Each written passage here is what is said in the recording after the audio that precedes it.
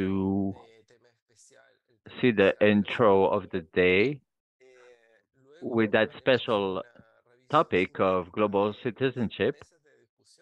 And I'll also share a synthesis of the sessions that we'll have today, and then we'll move to our main conference of the day. So the intro of the day.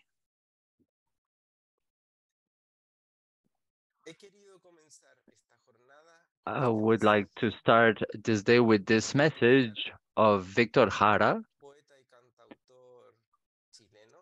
singer and composer from Chile, who proposes us since the last century when Salvador Allende became president in 1971. Victor Jara was appointed cultural ambassador. In that year, he released the album The Right to Live in Peace, which won the Golden Laurel for the best composition of the year. The song proposes a new social pact where the citizens of the world can meet in peace, when gather different flavors and thoughts and ideas. And in his song gathers words and melodies and tackles the issue of violence that overcome the situation of the peoples and focus on human rights. Towards the end of the 20th century, it opens the idea of hopes and really reflects today's world very similar to the times of Victor Jara. Today, we're confronting situations that really darken the horizon. The right to live in peace is the right of voices, of people's voices. But like Antonio Gramsci, we live in a time where the old has not just died and the new has not just been born. Perhaps this is the challenge of this working day, to rethink global citizenship based on new ways of relating to each other. Victor Jara's song also proposes a new way of relating to each other where the citizens of the world can meet in peace. I believe that the right to live in peace is also an opportunity to take up the document, reimagining our futures together, a new social contract for education, UNESCO 2022, since this text emerges from a global process of commitment and collective construction that has shown that creativity, perseverance, and hope abound in a world of growing uncertainty, complexity, and precariousness. This is the hope that we want to see emerge in order to overcome hatred and authoritarianism. So it's an invitation to think and reconsider sustainability, fair production of knowledge and citizenship, human capabilities, democracy, and social inclusion. So let me introduce you today's topic, the right to live in peace. I invite you to move your hands and come with me and start applauding to be part of this movement.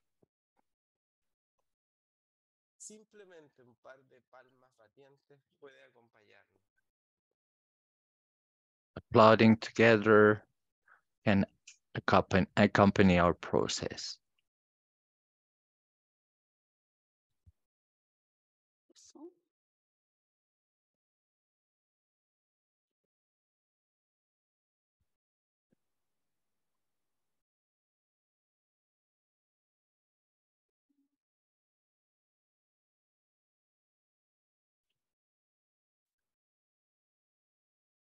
de son.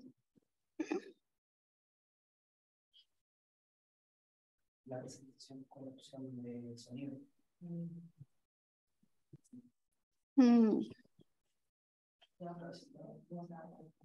José.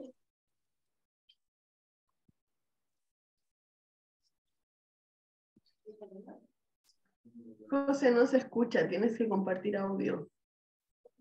La presentación con audio. So we're not hearing the sound. So it's important to activate, enable the sound of the video.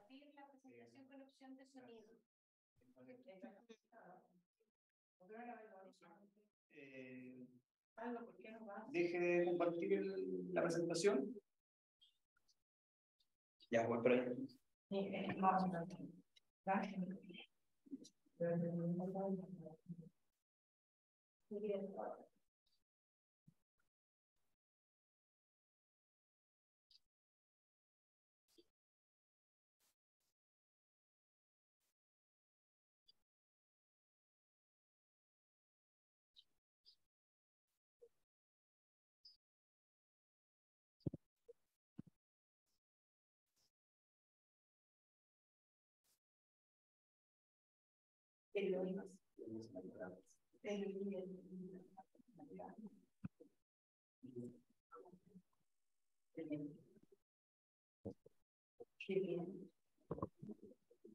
Sí, me avisan que no se escucha el sonido del video.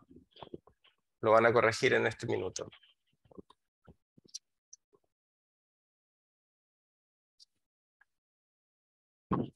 Mientras corrigen el While we adjust the technical issues about this video and its sound, I'll share with you an overview of today's program. Today's program is composed of this introduction, then the central conference, and then we have blocks of roundtables and discussion tables. Each block includes 4 roundtables and will work in parallel.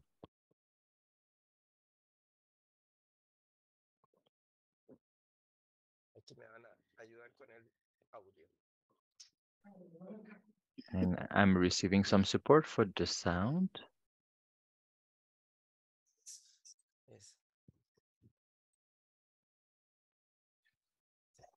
Okay. Ah, sí.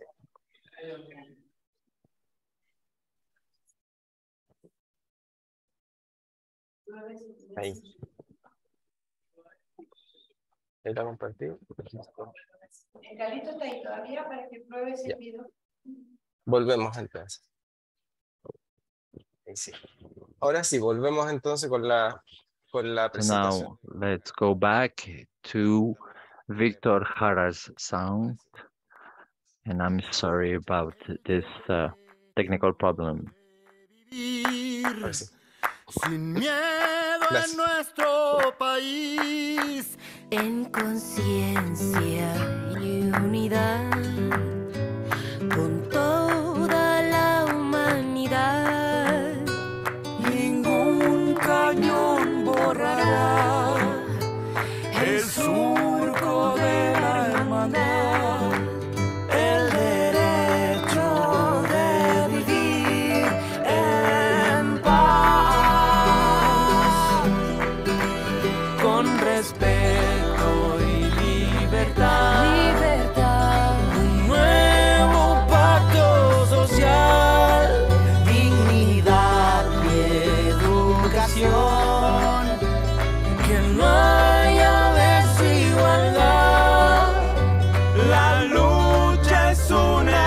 explosión que funde todo el clamor, el derecho de vivir en paz.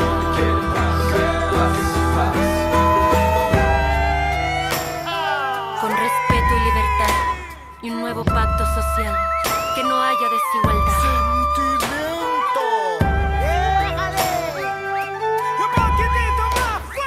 Los estudiantes no lo dejarán dormir si usted no los deja soñar.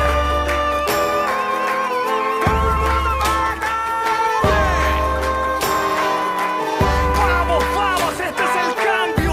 ¡Viva Chile, mierda!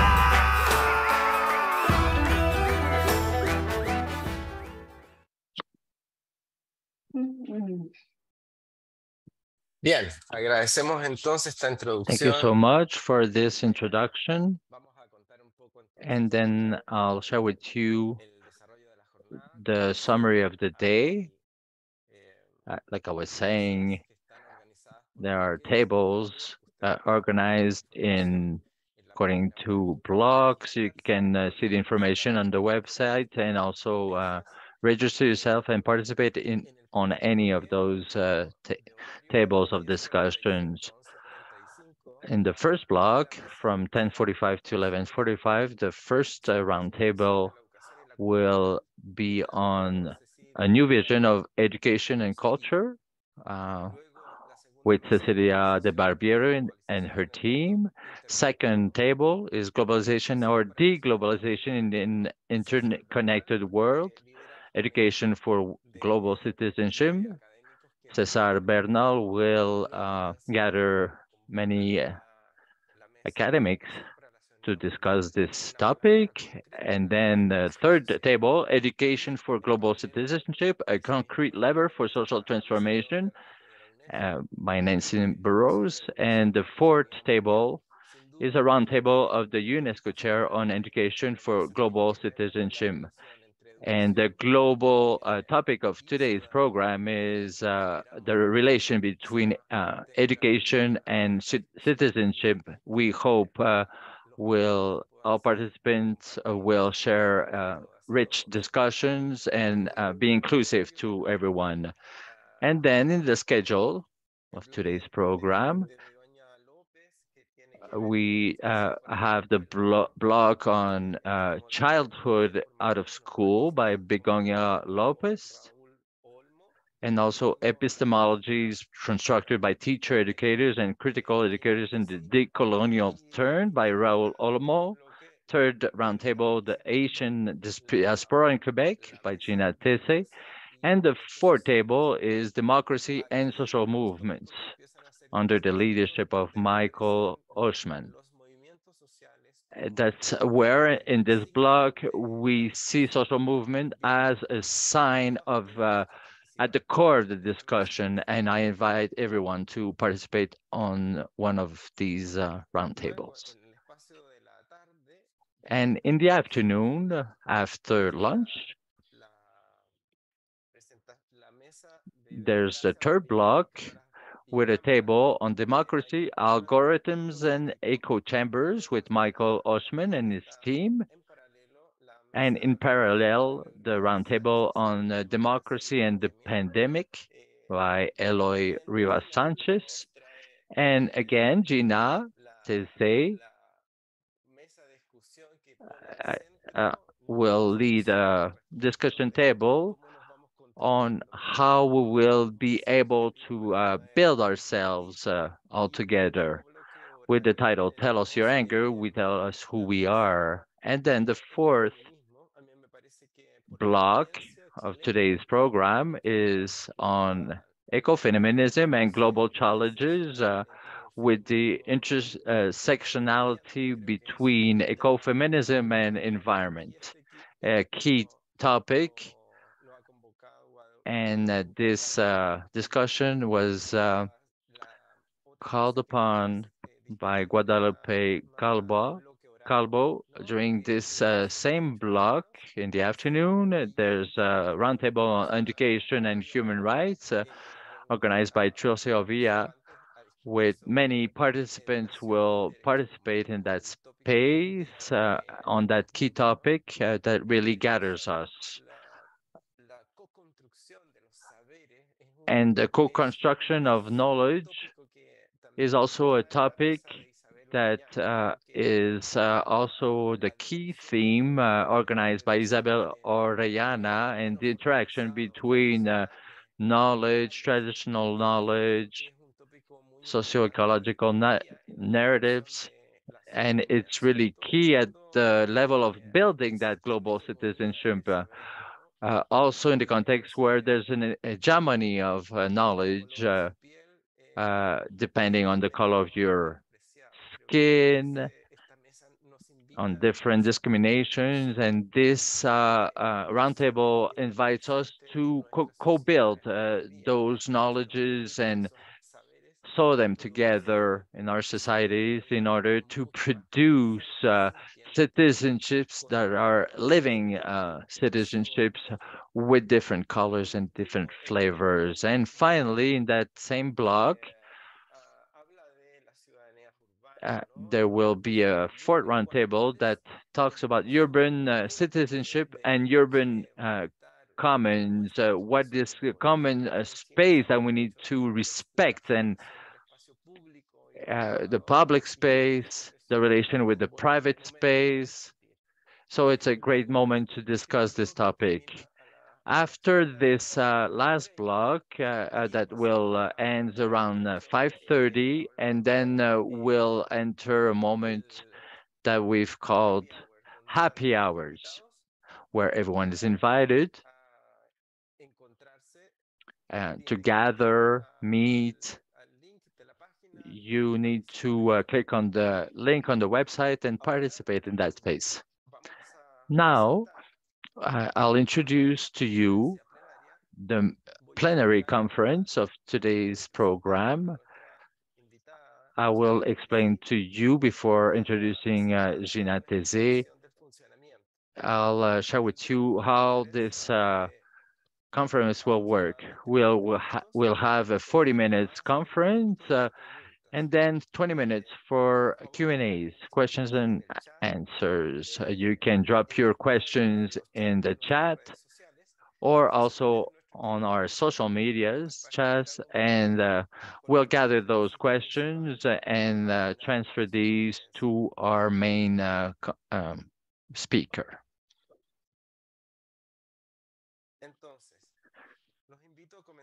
So I invite you to start this day with our plenary lecture, who will be offered by Gina Thésée, who holds a PhD in education from the University of Quebec in Montreal.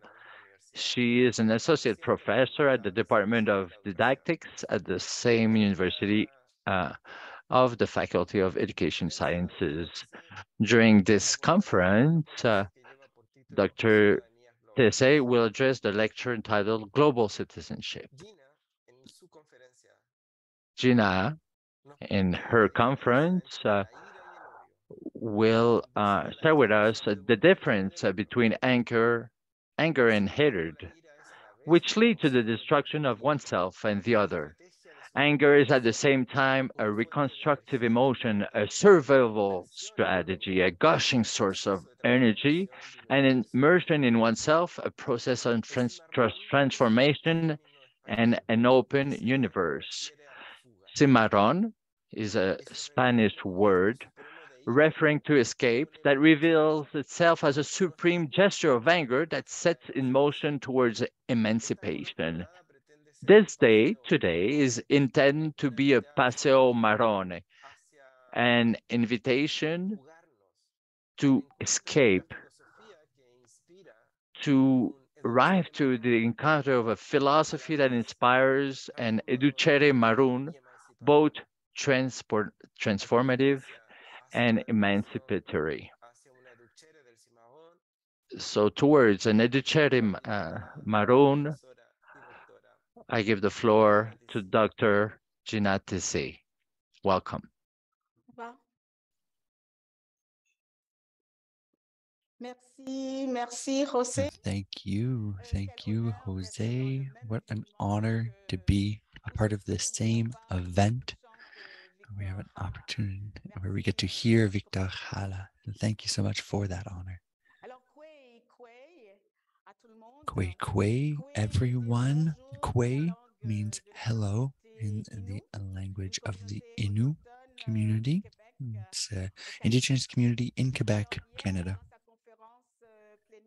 Yesterday, during the inaugural plenary session, Paul Carr offered a broad overview of the miseries facing the world today.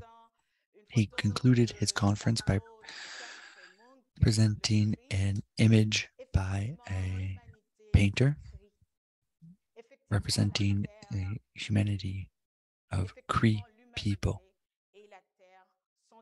And both humanity and the earth are in a crisis.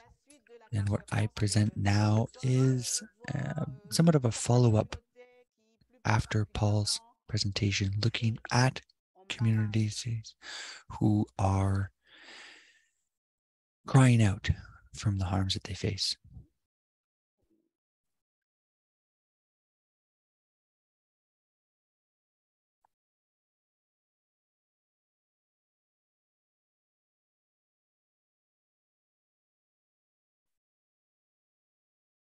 Alors la conférence, le titre de la conférence. The title of the conference, No Emancipation Without Anger. Of course, the theme of the symposium is dialogue and emancipation, but we need the conditions, the right conditions for emancipation. And so what I propose is to consider anger as a condition, not only as a sufficient, but a necessary condition to lead us towards emancipation.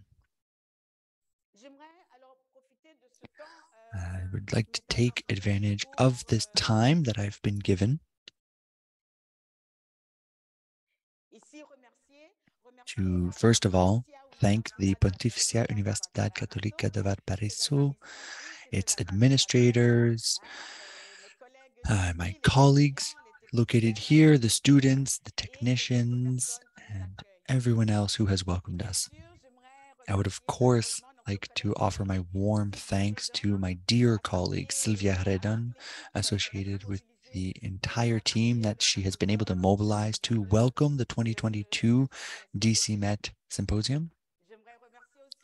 I would also like to thank the DCMÉT UNESCO Chairs team, who are all mobilized in Montreal, and to everyone who has done the honor of being present with us here today, both presently and virtually, here in Chile and around the world. Thank you so much for being here. I would also like to take this opportunity to recognize that we are here in Chile, but we're collectively on this great territory. It runs from the South Pole to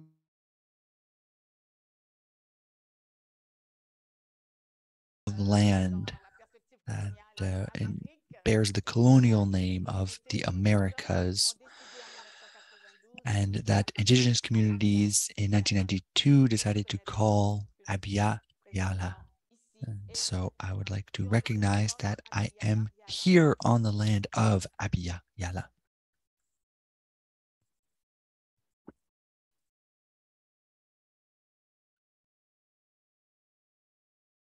I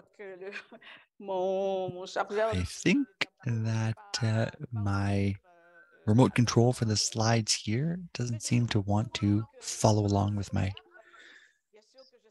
intentions. Of course, we're racing against time, but I'm inviting you to come on a walk together, somewhat like the Maroons have done, but to walk with me to meet words. You might say, what do you mean to go to walk and meet words?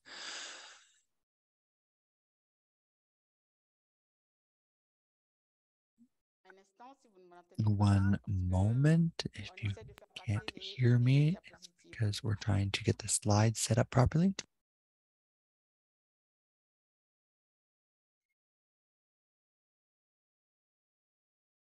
Alors, le sommaire de la présentation. The summary of our presentation.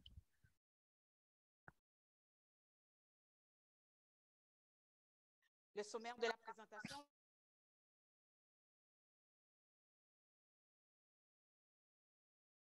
The colonization of women's anger. The second step, decolonizing women's anger. Step 3, emancipation. The fourth step, no emancipation without anger, our title.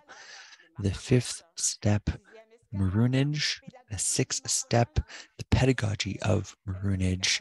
And the seventh step, my proposal of an Educere maron.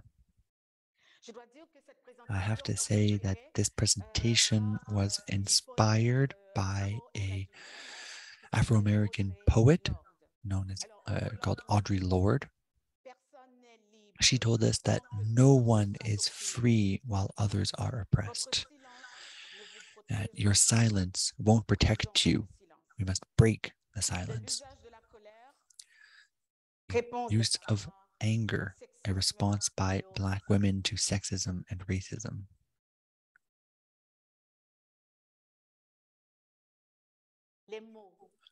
Words.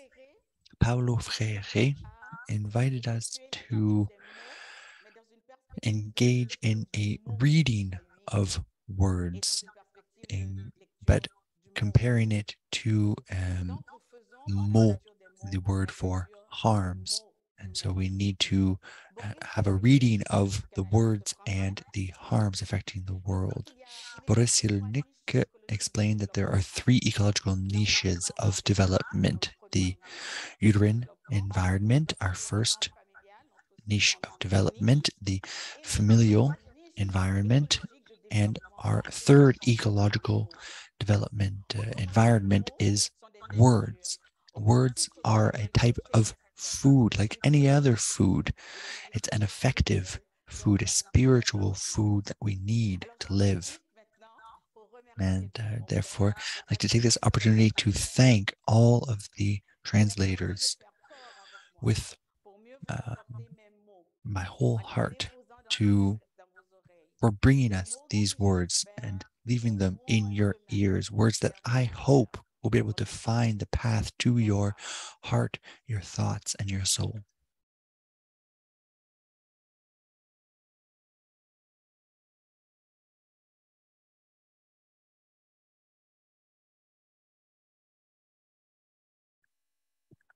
Alors, une mise au point tout de suite dès qu'on I want to offer right away a note on this word anger. When we think of anger, we immediately think of rage or hatred, and that is not at all what I am talking about. I might seem enraged. Do I seem enraged or hateful? No, not at all, but I am angry.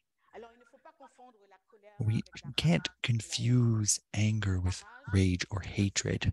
Rage is impulsive. It's periodic, intermittent. The goal is to destroy ourselves, to destroy others. Hatred is stable, it is durable, and it again focuses on the destruction of the other, systematic destruction of the other. Anger is a fundamental emotion.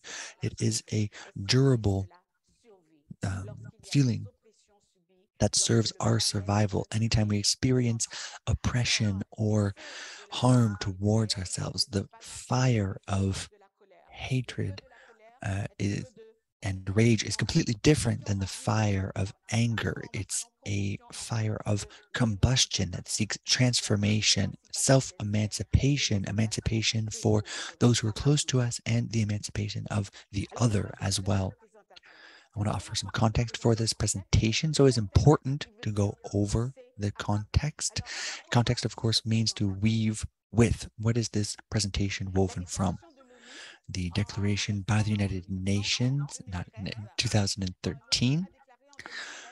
The UN declared in 2015 to 2024 would be International Decade for people of African descent.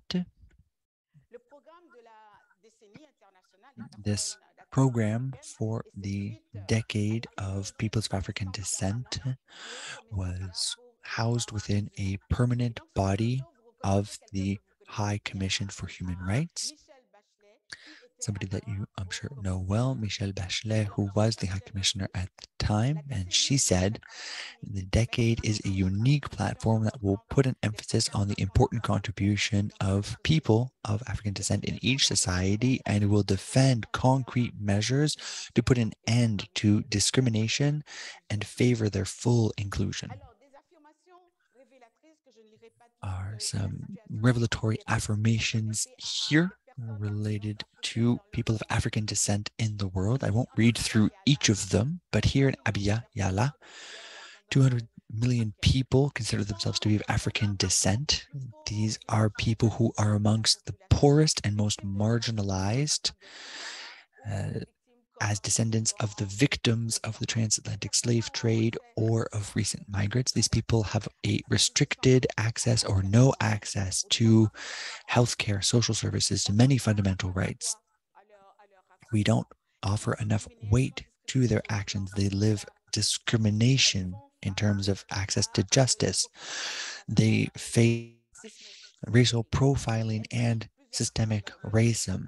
They experience multiple overlapping forms of discrimination founded on different connected reasons, including age, gender, language, religion, etc. In this declaration, people of African descent in Abya Yala are considered as the descendants of the victims of slavery and who are still victims of modern slavery and colonization. They continue to live the consequences of these social realities such as systemic racism, discrimination, xenophobia, intolerance, etc. We must therefore view all of this through the perspective of intersectionality. Kimberly Crenshaw told us that we need to take into account how identities and lived experiences overlap to better understand the complexity and severity of prejudices that people face.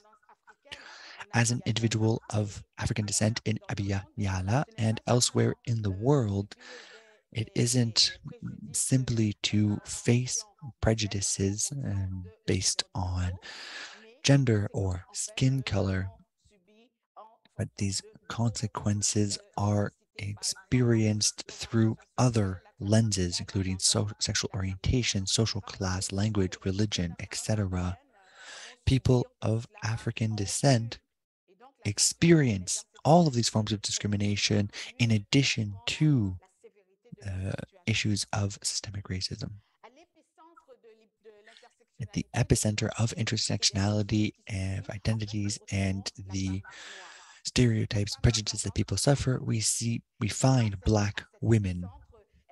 At this epicenter, she experiences racisms, sexisms, classisms, genderisms, ableism, etc. These are the people in the world who face erasure. They are silenced, they are declassified, invalidated, disqualified, and experience multiple forms of violence that are systemic, systematic, and chronic, both as women, as Black individuals, as individuals living in poverty, as individuals with different gender and sexual identities, etc., etc.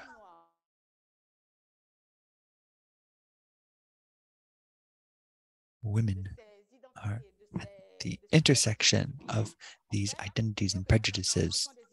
We can say that Black women are injured identities in their fundamental dimension, physically, emotionally, intellectually, and spirituality.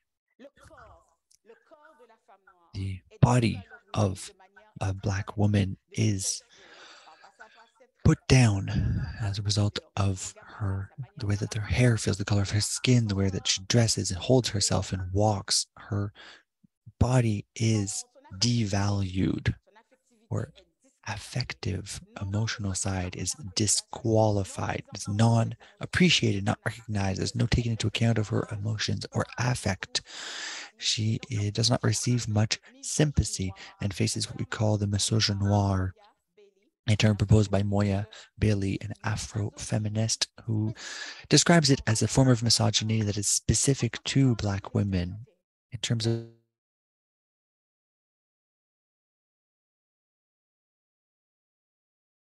racism. They are understood as the least intelligent people in the world.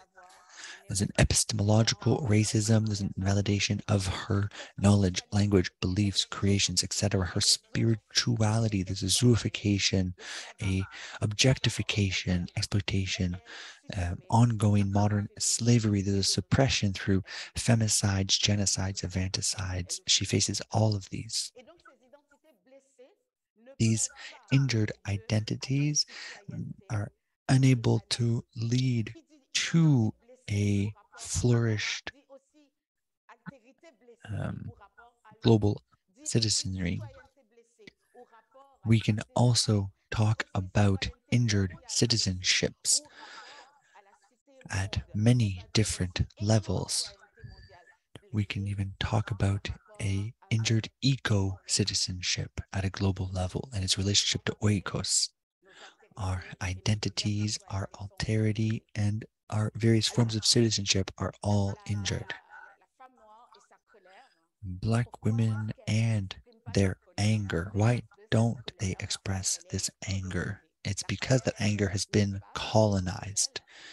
Anger is an emotional space that has been colonized like other spaces, territorial, etc. Yet, Black women are in Creole, c'est femme de botte, femme potomitan.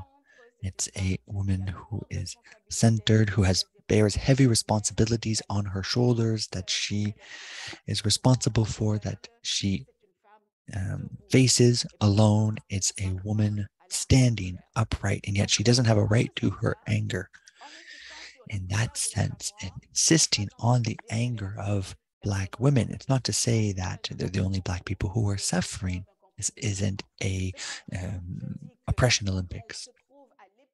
And as she is at the epicenter of the intersectionality of discriminations that exist as a result of her gender, her race, and all the other conditions that she experiences, I have to say that all individuals who experience anger, regardless of their specific conditions or identities, everyone who is in anger, who is in resistance, resilience, who is involved in plural solidarities, is a Black woman. If you are a white man, you can still be a Black woman when you're engaged, when you are angry, engaged in resistance, resilience, and multiple solidarities. It's a way to say that we resemble each other. The question of coloniality, a theory that I'm sure you know well from the Peruvian sociologist Aníbal Quijano. You can think about others as well, María Lugones and Enrique Dussel. They talk to us about a colonial matrix of knowledge power, which requires 4 fundamental pillars. It leads to the exploitation of nature. To do so, it creates social classes because we need people, men and women, to undertake the work of exploiting nature. Coloniality also gives rise to cultural hegemony over the rest of the world. We have the Eurocentrism, the creation of dualisms, superior, inferior, rational, irrational, white, non-white, man, woman, body, spirit, all these ways of creating hierarchies, of polarizing. This comes from coloniality as a result of a cultural hegemony. What is knowledge and not knowledge? What is religion and not religion? What is a language and what is a patois? All of this comes from coloniality. Coloniality also gives rise to a hierarchy of phenotypes, of raises a hierarchical classification of humans and intersectionality, again, of forms of oppression, and we are socialized based on these races and phenotypes, particularly the color of skin. Coloniality also lives to a domination of individuals, especially women, which leads to a domination of gender under a systemic patriarchy. We could even say a planetary patriarchy. And unfortunately, today, the effects of this systemic patriarchy are present everywhere. We see that in Iran today and the prominence of femicides around the world.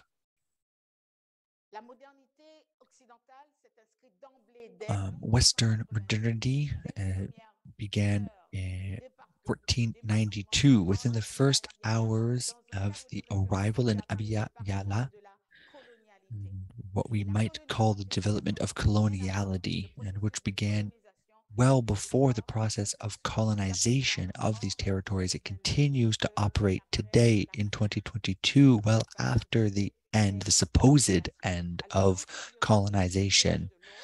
The innate inferiority of others compared to the innate superiority of Europeans, a hegemonic matrix of power over nature, and the exploitation of nature as a result of the cultural hegemony of the Western world. The anger of the oppressed, this emotional territory, is the most occupied, erased, and colonized. There is repression, suppression, and oppression of the anger among colonized and oppressed peoples. This repression, suppression, oppression is felt in every sphere of life. The mythological sphere, the anger of women is associated with devilry and sorcery. In the religious sphere, the anger of women is associated with sin. The injunction when we are a woman to doubt our anger and push it down. In the philosophical sphere, the anger of women is associated with irrationality, a lack of reason. In the medical sphere, the anger of women is explained by theories of hypermotivity, confusion, hysteria, mental illness. In the cultural sphere, the anger of women is illustrated with negative social representations, a loss of control, hyper-emotionality. In the social sphere, the anger of women is seen as the opposite of the social construction of femininity. What we consider feminine for women, it has to be wise, gentle, soft, calm, lovable, passive, silent, accepting, self-censoring, to say yes despite everything, and therefore to constantly compromise. We therefore need to decolonize the anger of women. The anger of women is a right and a duty. And when I say women, I'm talking about Black women. And when I'm talking about Black women, what am I thinking about? I'm thinking of everyone who faces oppression in the world. We need to decolonize anger, see anger as a right, see anger as a duty, to take care of anger and engage in multiple solidarities with others through our anger. Anger in a decolonial paradigm. Ontologically, it is a vital emotion for the oppressed. Axiologically, there is an ethic to anger based on the perspective of the oppressed and not the perspective of oppressors. From an epistemological perspective, anger is rich with critical knowledge that we need to reappropriate so that we can catalyze our emancipation. And from a praxeological approach, anger offers an infinite number of praxes of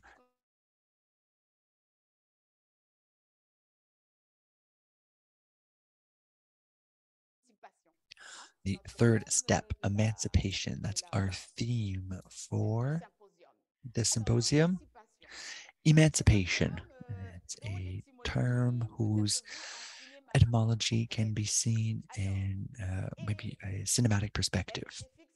A is a privative prefix, which means to remove, man for manu, Latin for hand, and cipation comes from the Latin cipare.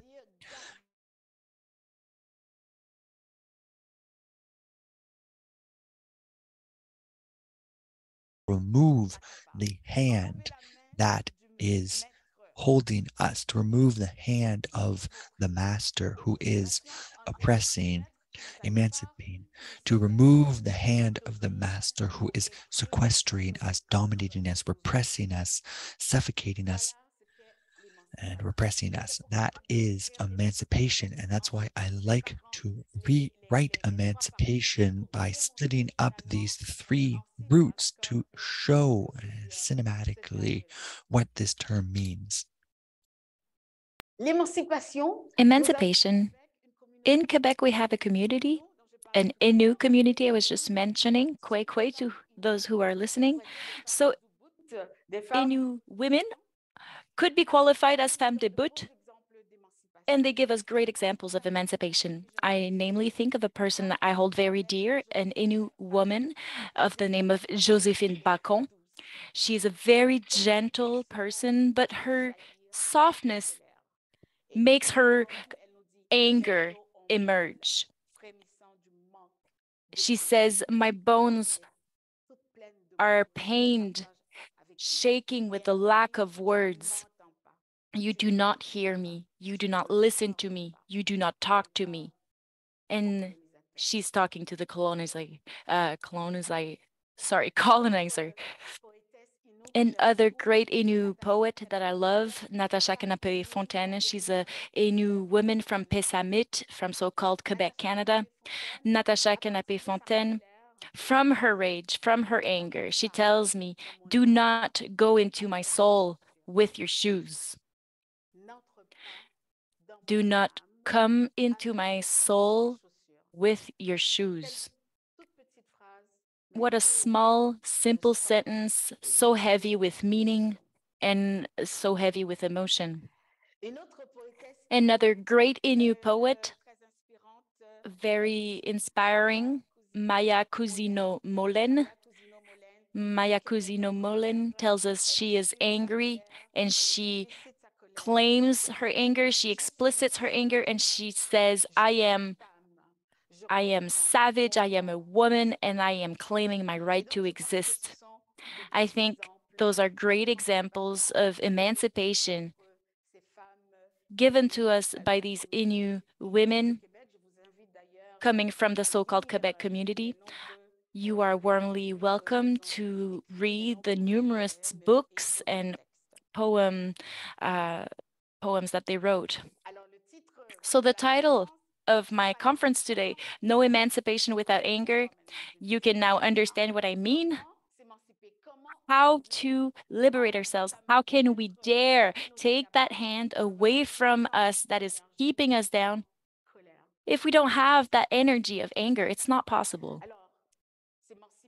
So emancipating ourselves is starting with no, saying no. The anger allows us to go get the energy to just stand up and say no, say I am angry, is the first step of women towards emancipation. In that perspective, we have to claim into our confidence, into our judgment, trust our feelings, our thoughts, our words, our actions. The fact that we are not alone and we can face consequences, overcome obstacles, and see the light at the end of the tunnel. Anger is a fuel, is a necessary fuel. It's a source of spark that allows us to bring oxygen to the fire.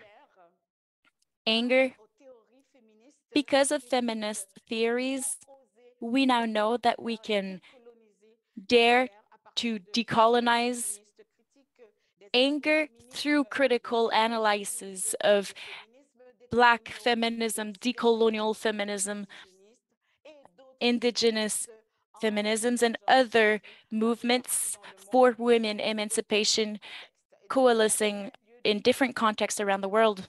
So there is a feminist pedagogy because feminist theories regroup to accompany oppressed women towards liberation.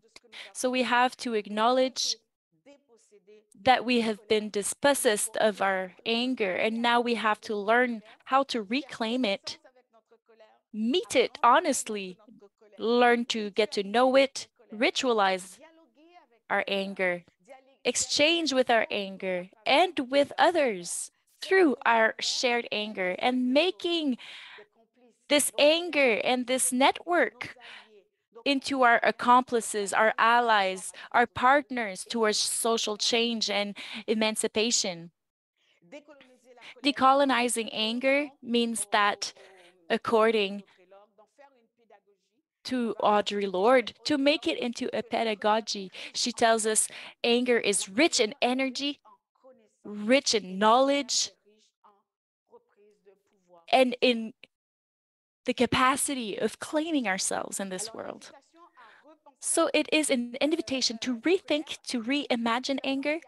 It's also inviting us to rethink about dialogue from the moment we meet our own anger and accept it as our own, greet it, make it our ally. From that standpoint, dialogue with the others can become more possible because the dialogue with ourselves has been reclaimed. And if we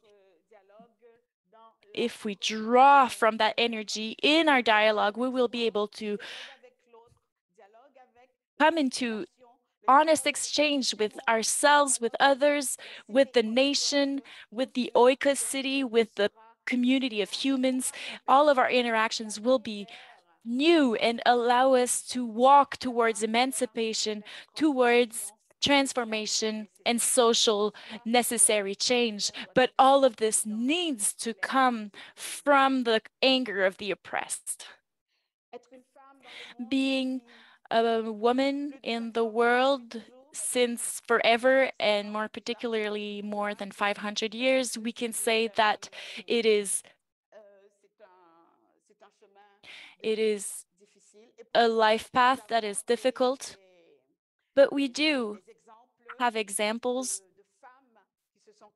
of women that have stood up and struggled against slavery and simply marooned and left in this great figure, which is called solitude, femme debout, femme potomitan, and maroon, which is a great term known in the Guadeloupe. Black women's angers is highlighted by the Haitian author Evelyn Trouillou, who gives meaning to the presence of the Black woman in the maroonage story. And so she talks about a woman's perspective of maroonage in her story and her books. So even in maroonage history, women have been invisibilized. However, Black maroon women were so numerous in Jamaica, Brazil, Haiti, Reunion, Guadeloupe, USA, Brazil, Bermudas, and so many other countries and places and societies where there have been enslaved. Everywhere where Black women were enslaved, they resisted, they marooned, and they left slavery.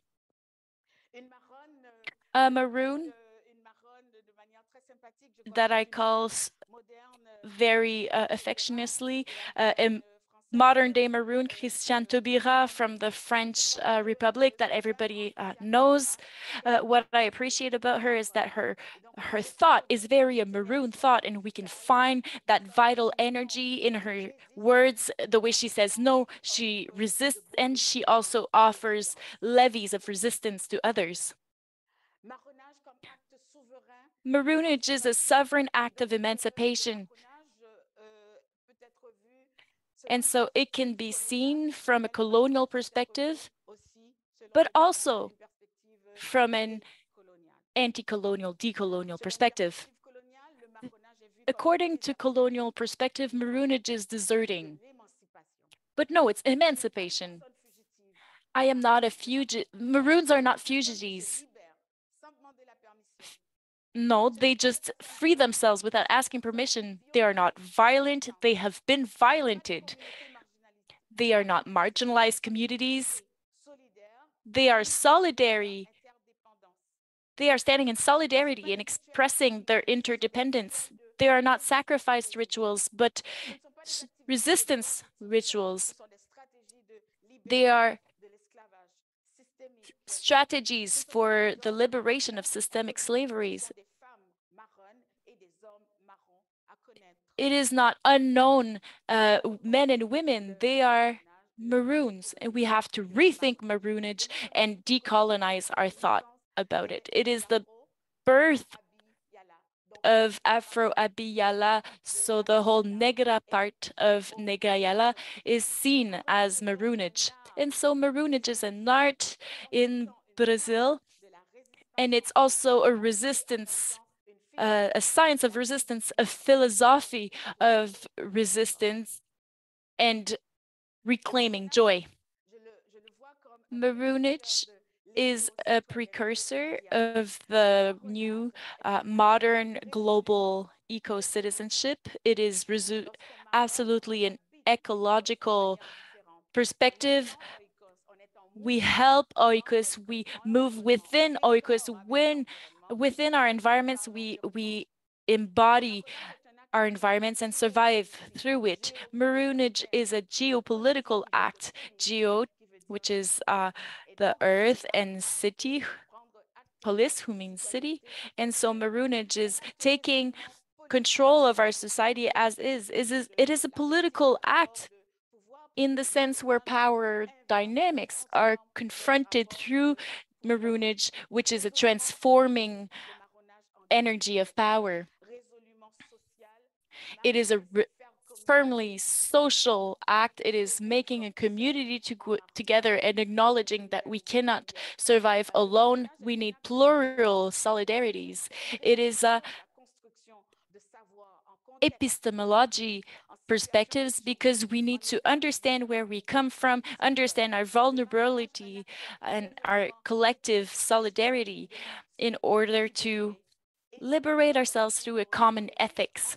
And as Paulo Freire would say, when we liberate ourselves as oppressed, we also liberate the oppressor. Maroonage is a cultural act which has given birth and participated in Abiyala becoming 500 years later through music, singing, dancing, through poetry, and so many more ways. The maroonage was an introduction to plural global eco-citizenships. It is a poetic relationships and creation of new concepts around nature, and it is giving us the importance of claiming our words and owning our words. So Edouard Glissant is considered to be the maroonage poet. So maroonage pedagogies.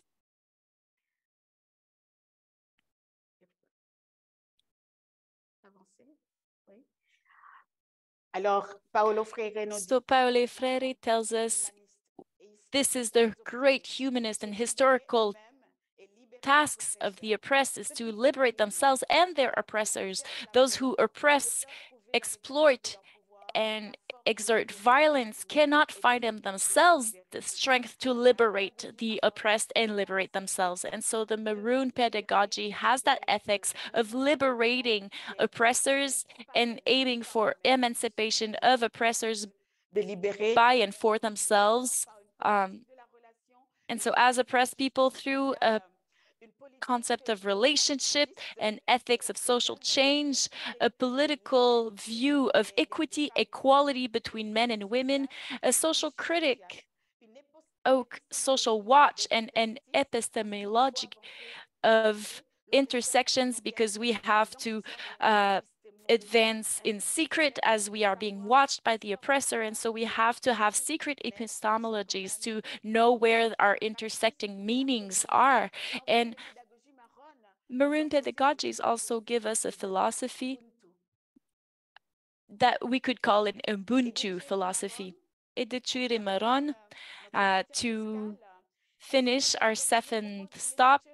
And so Educere marron is inspired from the so-called Black woman. Is it a good way to call her? We'll deal with it, but still, it is an African descendant woman, a maroon, that takes and makes her own emancipation. Her emancipation is brought forth by the thinking of her political identities, her harmed identities, and their fundamental aspects. Bodies are associated with earth. To think about our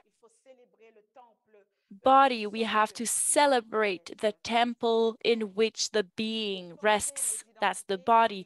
To think about our identity, we also have to revalorize meanings of feelings, emotions that flow through us like water. To think about our harmed identities, we also have to rebuild and deconstruct, co-build knowledge around resistance, resilience that is inspiring.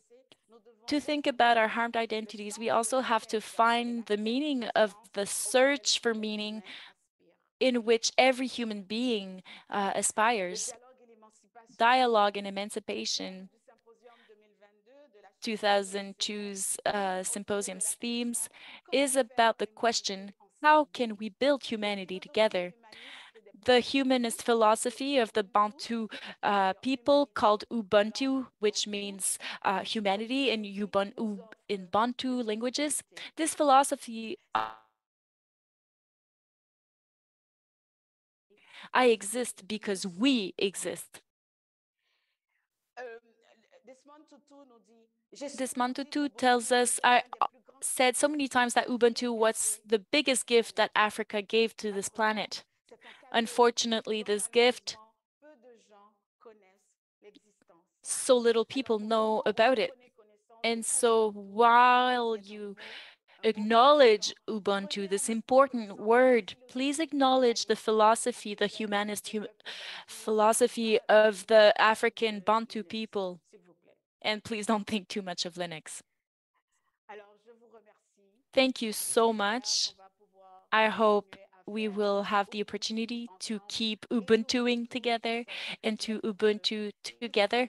But for this, we have to make sure that the oppressed of this planet draw from their anger, meet their anger, and ally themselves with her while inspiring themselves from the Black women of the maroonage that have been acting for more than 500 years. So thank you so much, everybody. Please take care of yourselves, of your people, and of others.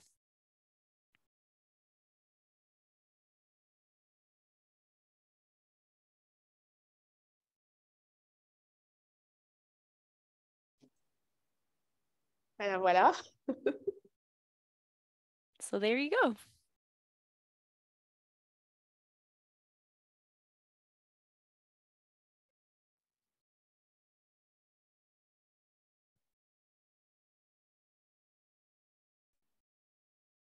Voilà, José. Okay, Jose. Bonjour, José. Hello, Jose. Hola, buenas. Entonces, agradecemos a Gina por la presentación. ¿Me escuchan bien? Oui, oui. Ah, muy bien, gracias. Tenemos aún un tiempo acotado para resolver algunas preguntas. Tenemos 15 minutos. Gina, yo he recogido un par de preguntas y les invitaría a todos los que están viéndonos y siguiendo esta transmisión que puedan dejar en el chat las preguntas y así yo el equipo que tenemos de soporte nos va a ayudar a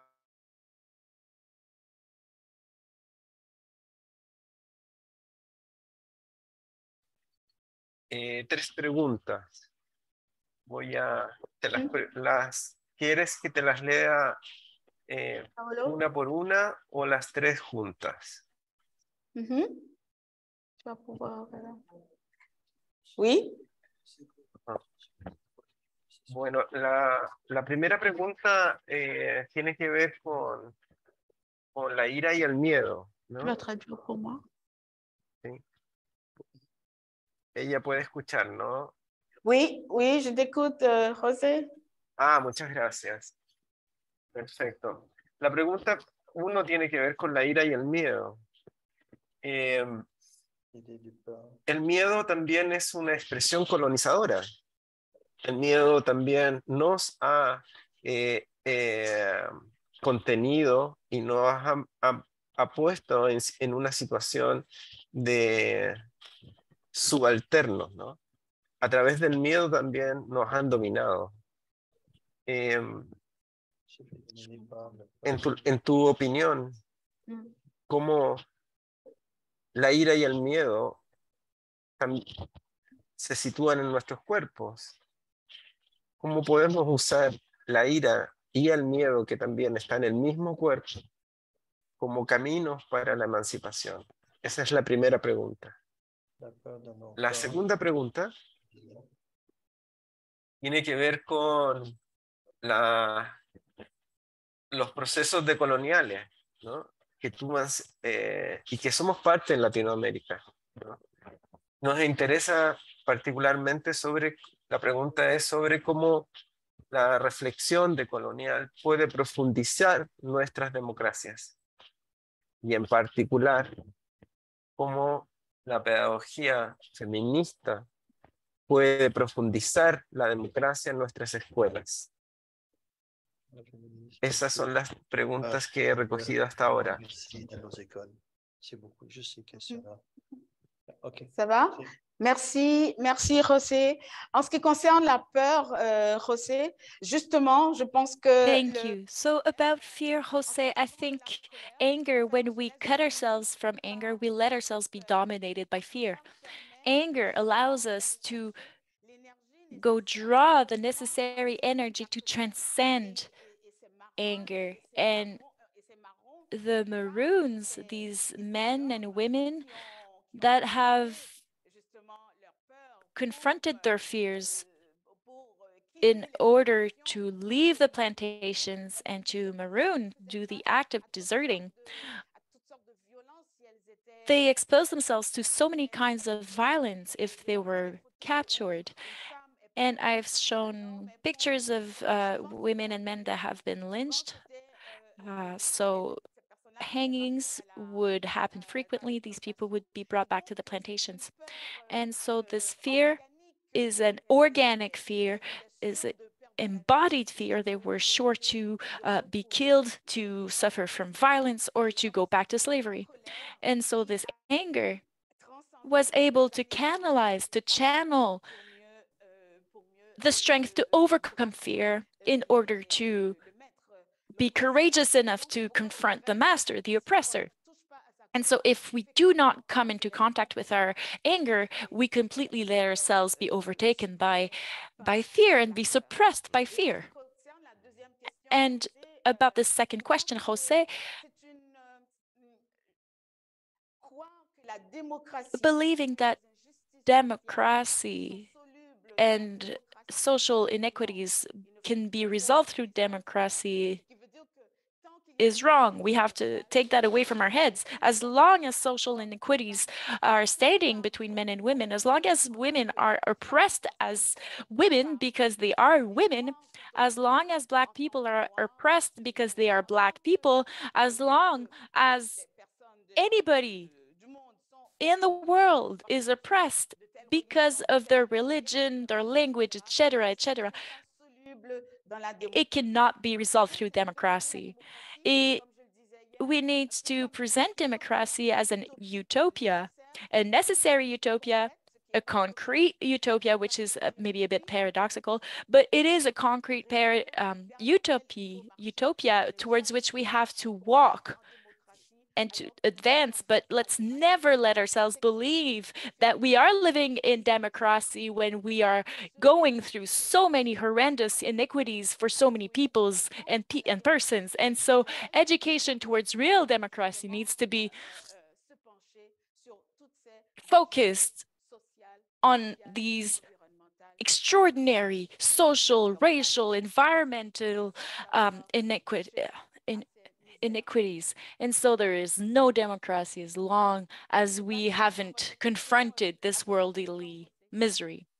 So Jose, is this a good answer for you? Did I answer your question? Yes.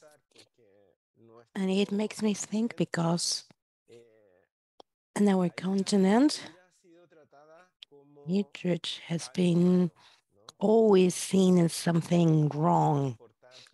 You need to behave well. You need to control that anger. You need to repress that specific feeling. And you're actually having a totally different approach. Actually recognize it and feel it in our body and try to use it as a channel, as you said, as an escape way to the cimarrón, to the emancipation, towards emancipation. Thanks for your answer.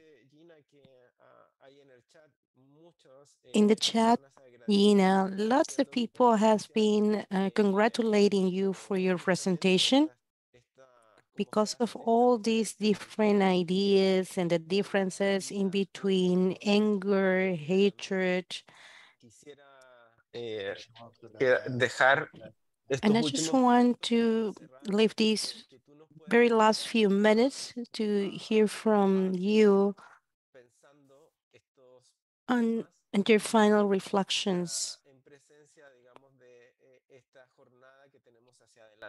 towards our day where we will be talking about citizenship. So your final words so that we move to the pause and then come back to the roundtable discussions. Merci, merci, José. Of course, thank you so much, Jose. I will actually invite everybody who was listening in. I don't know how you're feeling. I was speaking of the importance of words. They bring and guide us through some emotions. So depending on how you feel, please take that as inspiration. Those are not my own words. This is your body speaking to you, your entire body, your soul, your heart, which is telling you something about the words that you heard from me and from the translators. So please listen in to these words that are now telling you something about your own anger. Each of us have our own anger to contend with on a numerous array of subjects. And so after this conference, please, I invite you to take a moment to sit down, have a drink with your anger, maybe a little pisco sour. It's my favorite drink. I took a lot of pisco sours so far here. So please grab a pisco sour with your anger in all friendship, in all openness, and let your anger guide you through life, help you say no when you need to. So thank you so much. Thank you, everyone. Thank you. Sí, muchas gracias, Gina. Excelente para comenzar este Thank you, día. Gina. Thanks for your keynote speech. A great way to start our day. A very good local recommendation, pisco sour, but also to recognize our feelings in our bodies as part of our body. Anger, but happiness and the joy of Latin Americans. That's also part of us, disorganization, disorder. That's also part of our culture. And I believe that it's important to add those different behaviors in our ways of towards emancipation. Thanks. Thanks for all of you who were part of this opening keynote, and we will have a short break. And in a few minutes at 11 o'clock Chilean time, we will start with our roundtable discussions. Pluses to everyone. Thank you.